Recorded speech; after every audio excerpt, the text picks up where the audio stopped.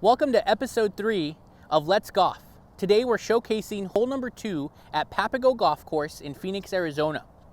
From the black tees, you have a par 4, 386 yards. From the blue tees, it's 350.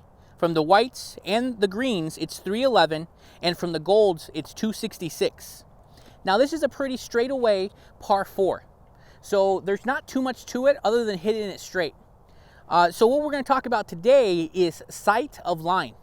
If you're a little bit of a forward thinker, you want to start to think about the hole from the green, working backwards. So when I'm on the green, if I'm preparing for a tournament, I want to think about where do I want to attack the pin from what side of the green. Now in this particular case, there's no bunkers, there's nothing like that to think through, so I can pretty much attack it from anywhere straight ahead. If there were bunkers, I would want to think about which side of the fairway do I want to hit it to, so I would have a very good target line into the green. Now, one of the areas where you do get to choose your side of line is on the tee box. So what we want to do here is we want to put ourselves in a much better comfort zone. For the majority of players who slice or fade the golf ball, you're going to actually want to tee up more to the right side of the tee marker, in between the tee markers to the right side, and this is really going to take the right side of the fairway out of the equation, and it's going to open up the left side of the fairway, and it's going to open up the left side. Now since you technically always or normally hit a slice or a fade, you're ready to attack because you know you're not going left. You're going to end up slicing it or fading it a little bit back into the fairway. So this is taking advantage of putting you in the comfort zone. Now for myself, I like to hit a draw, and when I hit a poor shot, I hit a hook. So I like to tee up on the left side of the tee box. And the reason being, this opens up the right-hand side of the hole, the right side of the fairway, which is what I'm trying to attack. This gives me the best opportunity to put myself in the fairway and give an opportunity to really go after the pin. So let's go ahead and give this a shot, and let's see what we've got.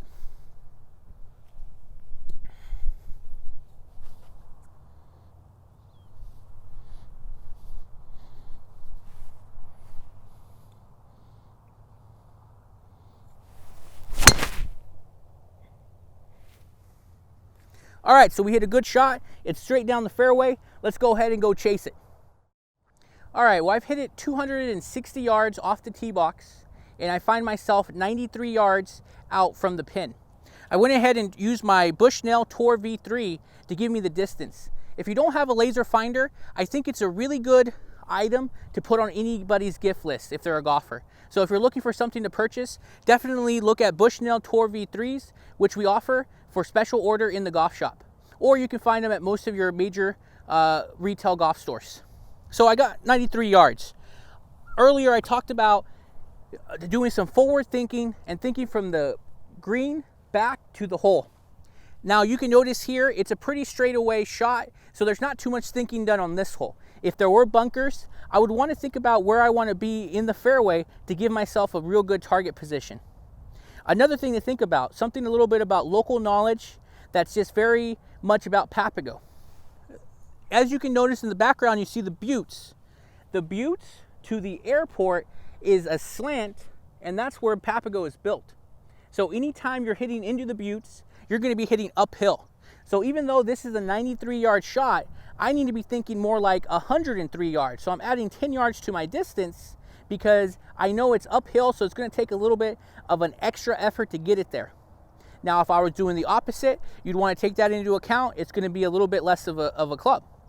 You're also going to find this is true on the putting greens. If you have a read and you can see where the buttes are and where the airport is, and it looks like it's going to break into the butte, more than likely it's not. It's going to break away from the butte. So take that into consideration when putting and when hitting your approach shots.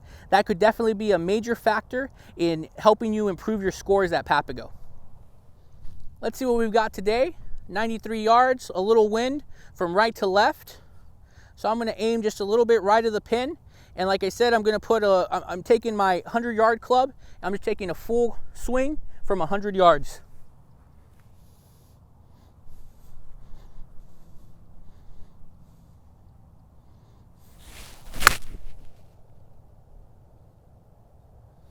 Hooked it a little too much, So I'm going to be on the left side of the green, up there. Let's go hit it. All right, well, I hit it a little bit left of my pin. I'm going to go ahead and mark the ball. And I'd also look for where's my ball mark at. Now, it's really important to fix your ball marks anytime you're out on the golf course.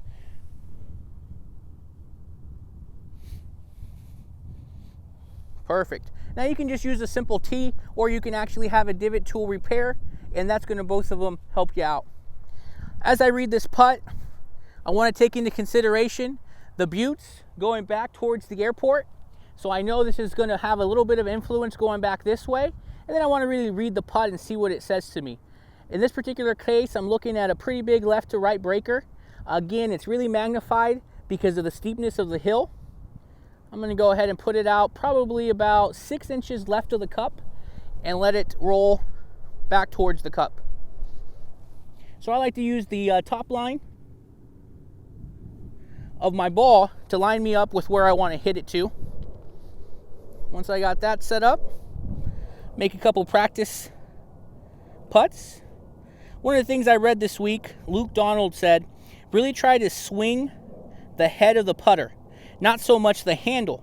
And I've really found that this past week to help me in putting a little bit better.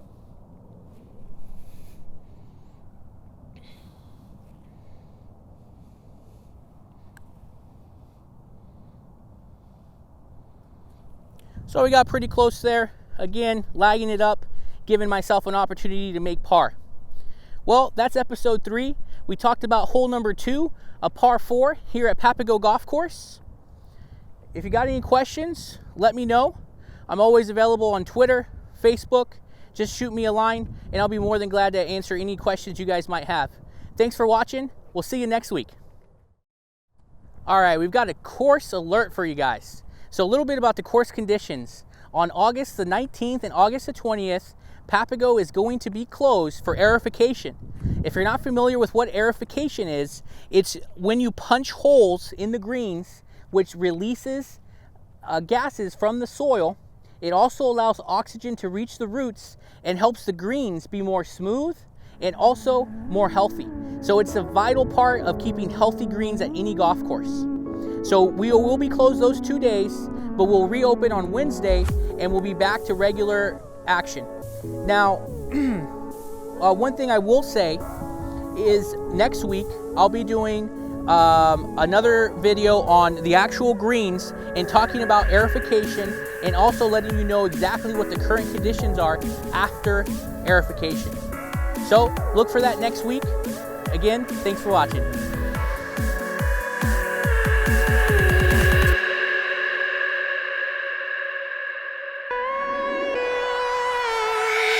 You